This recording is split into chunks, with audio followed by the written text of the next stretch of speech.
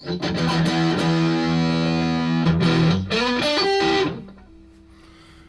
off. Oh, I don't.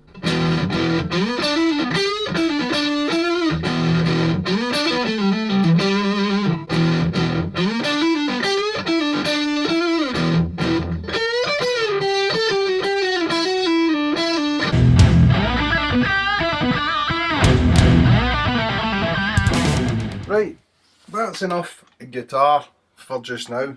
So I said in the last video that one of the things I'd done is I had painted a Glock slide for Russell Lyall for his G18C.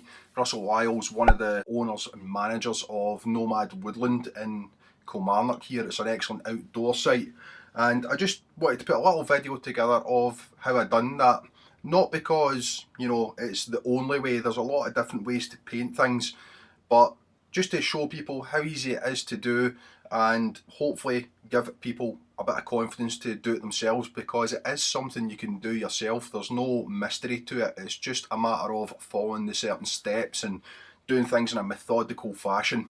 So Russell sent me the slide and the magwell adapter down, and they were in pretty good condition, pretty good used condition. So I thought I'll get them stripped right back, and this is a refinish as opposed to just a in the field camouflage paint job. You know, with those type of jobs you can put the paint straight over, but with this I was wanting to actually fully refinish it, so I blasted the finish back in the blast cabinet. If you don't have one of those, you can use abrasive papers. You know, it just takes a little longer, but I like the finish. I then gave it a good wash in acetone to remove any grease, and then to take that a step further I put it in the oven and I degassed it for a while. It's the exact same steps you would use for a Cerakote type finish. Everything is in the preparation. You know, if you do the preparation right, half the battle is done. Now the first thing to go on was the high coat adhesion aid.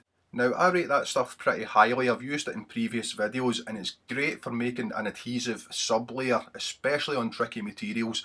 The metal that most airsoft guns are made of is referred to commonly as pot metal, and it's a bugger for paint to stick to. So this stuff, in combination with the blasted finish, really grips onto the paint and gives it a good base. Now, some people say, well, why didn't you just use primer? Well, in terms of the paint that comes in the spray cans, primer is a little bit of a non-entity in most cases.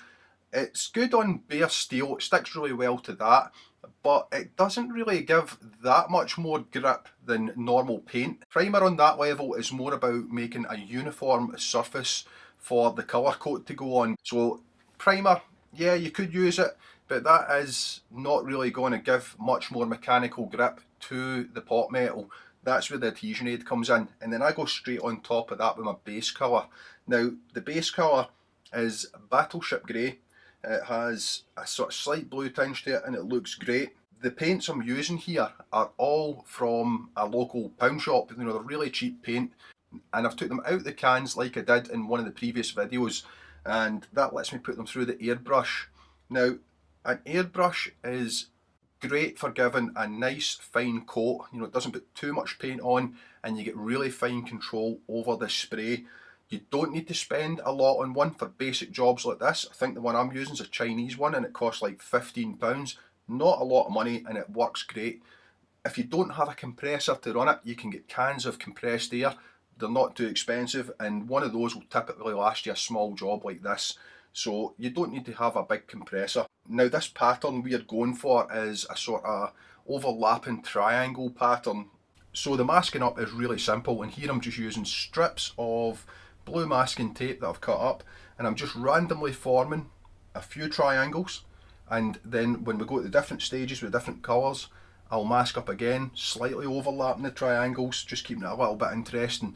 And the colours of the triangles are, we have a sort of mud brown, we have a medium grey that I mixed up myself, and then the matte black.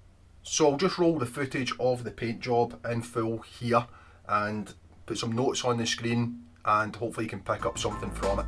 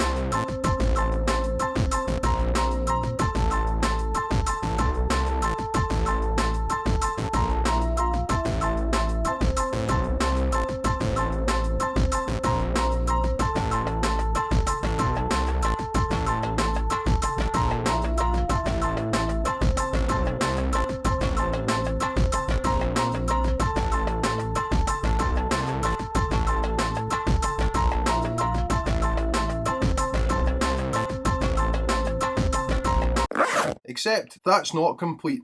I totally forgot to shoot footage of adding metallic elements onto the triangles. I'm a donkey. What I done is I masked off individual corners on each of the triangles, and I used some gold, some bronze and some silver paint. It maybe doesn't come over particularly well in the pictures, but it really adds a depth to the finish, a sort of 3D look almost. And then to finish off, I put on 2 coats just straight from the spray can, because that was fine, of high coat matte lacquer, and that just sort of levelled out the sheen and the shine on the finish. Now obviously the finish isn't going to be to everybody's taste. I quite like it, and Russell's happy with it as well. I actually painted his MP9 in this same finish a few months back, and that came out really well, and the picture is actually on the centre pages of the KWA catalogue, so that worked out pretty good. And that was why he was wanting this pistol done, just to sort of match up. But anyway, I hope you found that useful, and if you have, you know, all that usual stuff, hit the like button, maybe subscribe to the channel. I've probably missed loads of stuff on this project, and you know, the details of what I've done on it. So if you have any questions, you know, file them in the comments below. You can see I always try and answer those comments if I can. But for now, take it easy, and I'll catch you in the next one.